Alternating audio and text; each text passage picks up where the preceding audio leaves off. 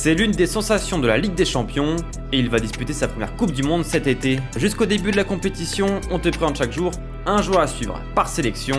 Et aujourd'hui, direction l'Uruguay. Né à Montevideo le 15 février 2000, Maximiliano Araujo se forme aux Wanderers avant de rejoindre le Mexique et le club du Puebla FC en 2020. Et les gauches de formation, l'international U20 uruguayen évolue par moments comme latéral gauche ou bien devant, dans un rôle plus réaxé, grâce à sa qualité de vitesse, sa capacité à presser et sa combativité. Après 3 années prometteuses à Puebla, Papo, comme il est surnommé, est recruté par Toluca contre 5,5 millions où il va exploser. Il a inscrit 6 buts et délivre 4 passes D en 17 matchs pour sa première demi-saison et confirme par la suite en se montrant décisif à 9 reprises en 39 matchs lors de l'exercice 2023-2024. Surtout, il dispute sa première Copa América où il performe d'entrée contre le Panama puis la Bolivie avant de décrocher la 3e place au Canada. Joueur majeur de la Céleste durant le tournoi, il est recruté par le Sporting contre environ 15 millions d'euros. Un transfert majeur pour le club lisboète qui souhaite conserver son titre de champion du Portugal. Sous Ruben Amorim, l'international uruguayen